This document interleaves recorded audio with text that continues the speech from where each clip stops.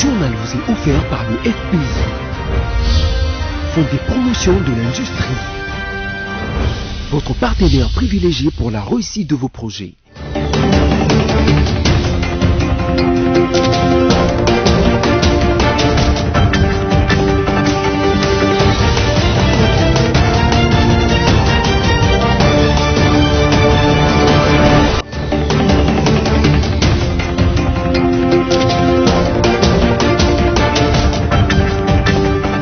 Ravi de vous retrouver pour ce nouveau numéro du journal sur BCTV. En voici la charpente.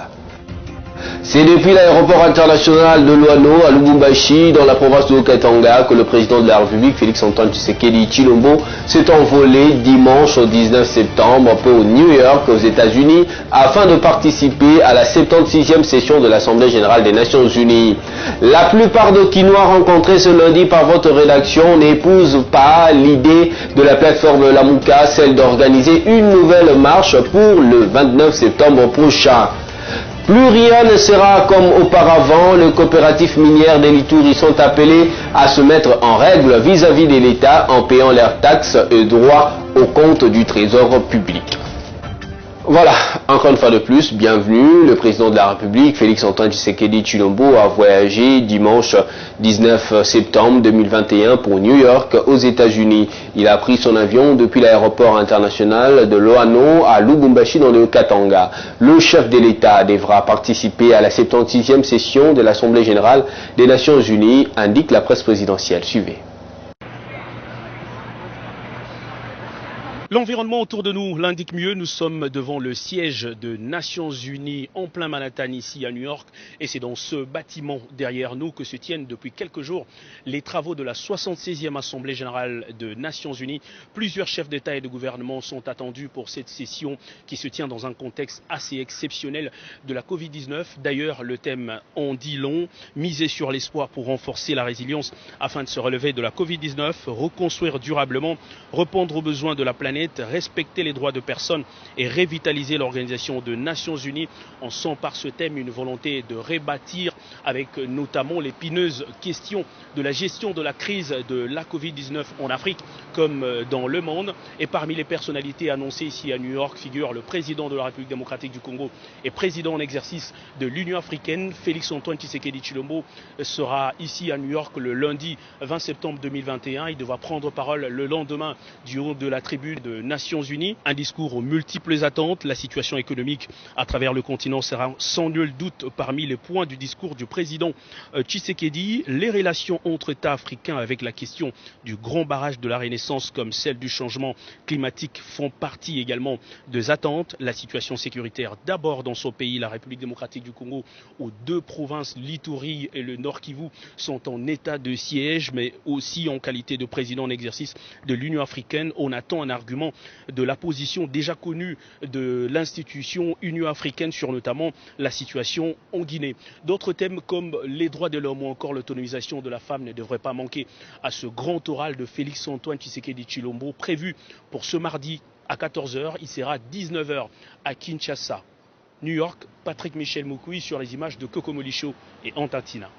Vous l'avez suivi en titre après annonce de la prochaine marche de la plateforme Lamuka pour le 29 du mois en cours. La rédaction de BCTV a fait circuler son micro ce lundi pour voir ce que pensent les Kinois à ce sujet.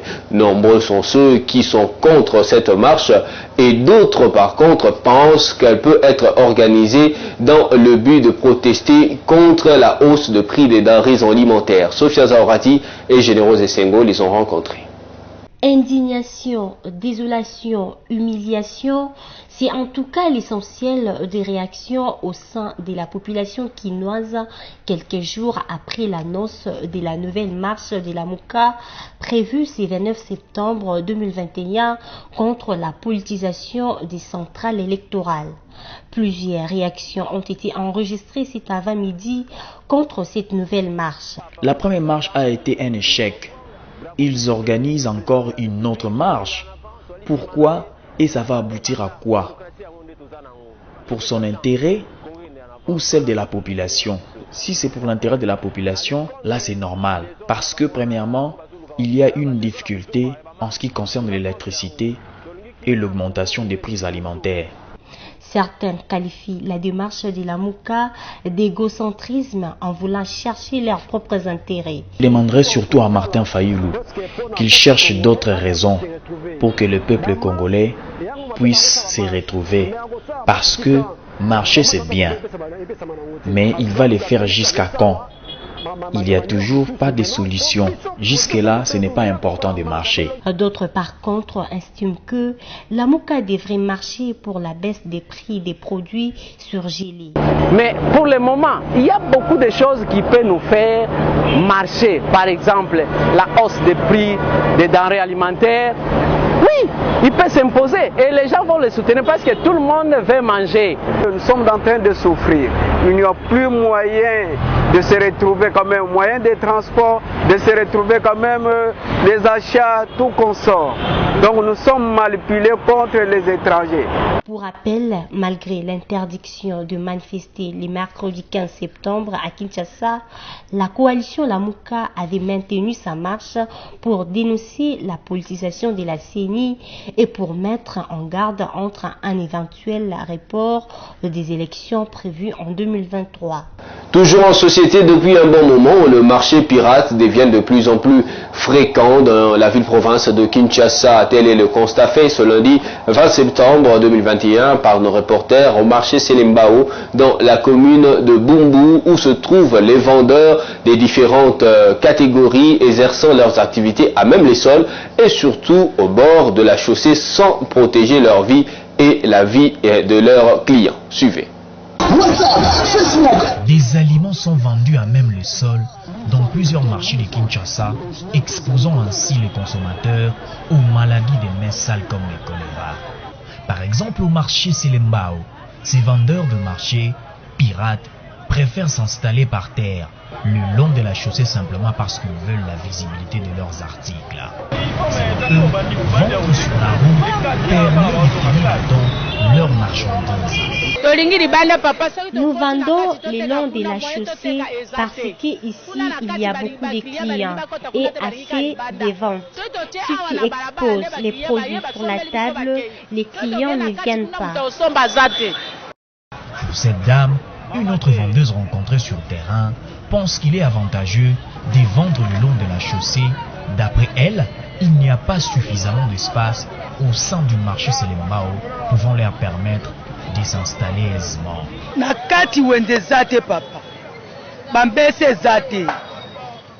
Il y a un marché à l'intérieur, mais il n'y a pas assez d'espace. Parce qu'il y a beaucoup de monde, c'est pour cela que nous avons préféré vendre à la chaussée. Nous souffrons énormément.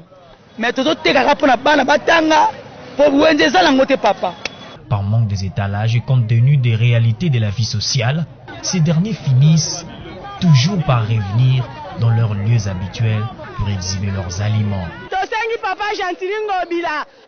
Nous demandons au gouverneur Gentini Ngobila qu'il nous vienne en aide. Nous n'avons pas un marché, raison pour laquelle nous vendons dans la boue. Nous payons des taxes, mais regardez les conditions dans lesquelles nous vendons. Par ailleurs, certains vendeurs font appel à l'autorité urbaine afin d'assainir le marché Selembao. Je ne suis pas un fou, mais regardez comment je suis devenu. C'est à cause de l'insalubrité. C'est pas comme ça que nous devons vendre. Notons qu'en exerçant leurs activités commerciales à même le sol, au bord de la route, ces vendeurs n'exposent pas seulement leur vie au danger, mais aussi la santé de leurs acheteurs, d'où la création de nouveaux marchés serait une meilleure solution. Et puis grâce à l'appui du Fonds de promotion de l'industrie FPI, la savonnerie du Kivu, Savoki en sigle dans la province du Sud Kivu, a été inaugurée vendredi dernier par la chef d'antenne du FPI de cette partie du pays et le représentant du gouverneur Théo Ngabidje-Kassi. Suivez cet élément de Ramazani Salomou, notre correspondant sur place.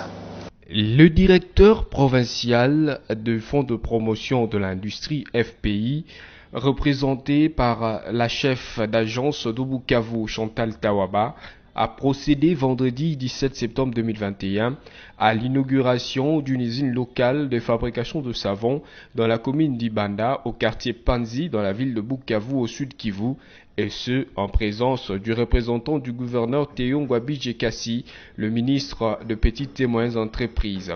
Le directeur général de la savonnerie du Kivu a profité de l'occasion pour remercier le Fonds de promotion de l'industrie qui a accepté de l'accompagner dans la réalisation de ce projet en lui dotant un crédit qui l'a permis d'exécuter son projet au bon moment. À son tour, la chef d'agence du Fonds de promotion de l'industrie, Chantal Tawaba, a félicité et encouragé le directeur général de cette savonnerie du Kivu, tout en encourageant les autres entrepreneurs du Sud Kivu. Après la coupure du ruban, s'en est suivie la visite des installations. Par la même occasion, le ministre de Petites et Moyennes Entreprises du Sud Kivu a lui aussi félicité le Fonds de promotion de l'industrie pour sa promptitude dans l'appui de ce projet de savonnerie du Kivu.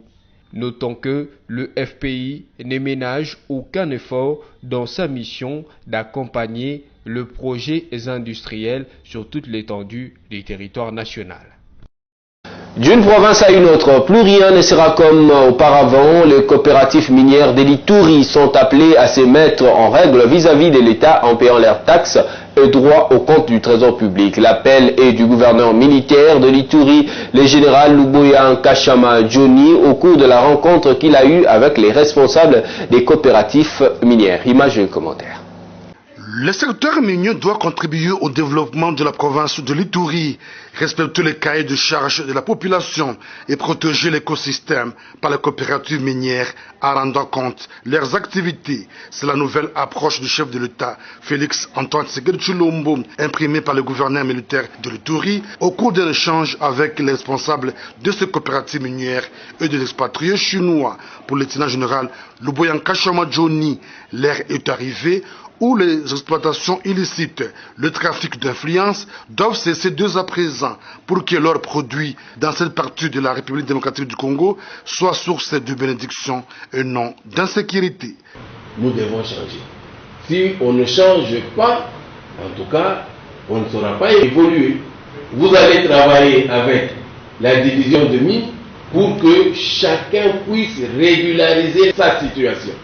Séance tenante, l'autorité provinciale a décidé de mettre en place une commission de vérification des documents de ces coopératives. Chabani Kimariki, chef de division de mines en Ituri, parle de sa mission. Une commission doit être, peut-être comme l'autorité a dit, doit être active pour détecter selon les yeux et les attributions de chaque service. Il y a des situations qui concernent uniquement l'armée, où l'administration des mines ne pourra pas agir.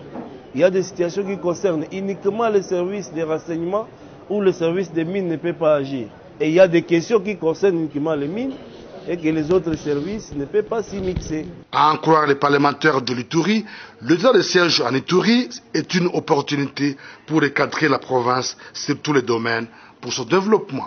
Et puis une page noire dans ce journal, Jean-Paul Hassani Diamandia, chef du bureau police interne à la direction générale des migrations DGM, aéroport international de Njidi, décédé le 11 septembre 2021 des suites d'un accident de circulation, a été inhumé dimanche 19 septembre au cimetière de Nécropole 1. Nous sommes bien sûr à Kinshasa. Suivez. La mort étant la finalité de tout être humain, cela n'a pas toujours été facile à accepter.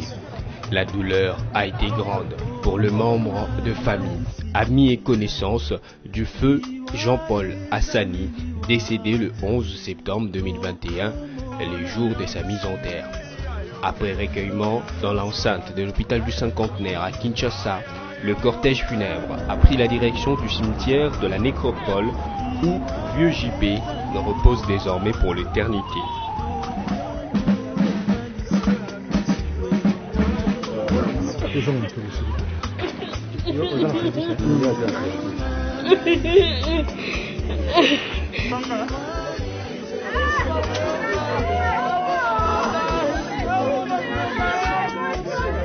De pleurs, des cris, conséquence de la douleur que ressentait ce proche qui garde de lui le souvenir d'un homme jovial, serviable, rigoureux, engagé et surtout déterminé. Jean-Paul Hassani Diamandja, vieux Juppé pour les intimes, avait le goût du travail bien fait.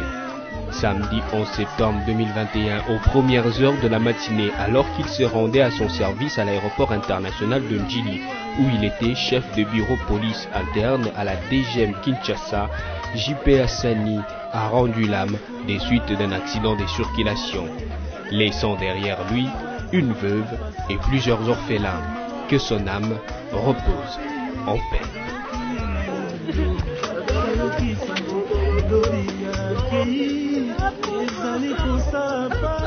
Voilà, mesdames, messieurs, à présent, la revue de presse.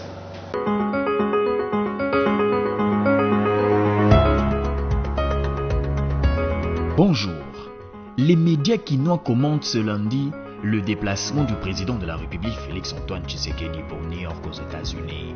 Le chef de l'État congolais a quitté dimanche 19 septembre Lubumbashi où il séjournait depuis jeudi en mission de travail pour New York en vue de participer à la 76e session de l'Assemblée générale des Nations Unies, rapporte l'agence congolaise des presses. Cette session est une occasion pour les chefs d'État du monde d'échanger sur de grandes questions qui préoccupent la planète, notamment cette pandémie qui a privé les dirigeants du monde. Ce rendez-vous annuel en 2020, ajoute l'agence. Félix-Antoine Tshisekedi va prendre la parole ce mardi 21 septembre 2021 à la tribune des Nations Unies en sa double qualité de président de la République démocratique du Congo et de numéro 1 de l'Union africaine, ajoute pour sa part le phare. Prévu à 14h heure de New York et 19h heure de Kinshasa, son allocution sera diffusée sur la chaîne publique, la radio-télévision nationale congolaise, annonce les quotidiens. Le thème de cette 76e session est libellé comme suit: miser sur l'espoir pour renforcer la résilience afin de se relever de la Covid-19, construire durablement, répondre aux besoins de la planète, respecter les droits des personnes et revitaliser l'Organisation des Nations Unies, conclut le journal. Président en exercice de l'Union africaine, rappelle Forum des As, Félix Tshisekedi figure parmi les chefs d'État qui s'exprimeront le premier jour, le mardi 21 septembre. C'est grand oral, le deuxième de la série après sa première participation en septembre 2019, est très attendu car il permettra au président Félix-Antoine Tshisekedi Tshilombo de faire entendre la voix de l'Afrique et son pays, la RDC, rajoute les journaux. Mesdames et messieurs, c'est la fin de cette revue de presse. Merci de l'avoir suivi.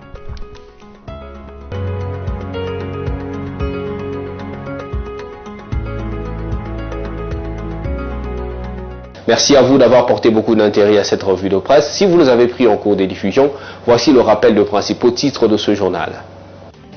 C'est depuis l'aéroport international de Luano à Lubumbashi, dans la province de Haut-Katanga, que le président de la République, Félix-Antoine Tshisekedi Tshilombo, s'est envolé dimanche au 19 septembre pour New York, aux États-Unis, afin de participer à la 76e session de l'Assemblée générale des Nations Unies. La plupart des Quinois rencontrés ce lundi par votre rédaction n'épousent pas l'idée de la plateforme Lamuka, celle d'organiser une nouvelle marche pour le 29 septembre prochain. Plus rien ne sera comme auparavant. Les coopératives minières de l'Ituri sont appelées à se mettre en règle vis-à-vis de l'État en payant leurs taxes et droits au compte du trésor public. Tout est bien qui finit bien et surtout merci à vous d'avoir choisi BCTV pour vous informer. Restez fidèles à nos programmes. On se retrouve la fois prochaine, toujours avec les mêmes plaisirs. Portez-vous bien. Au revoir.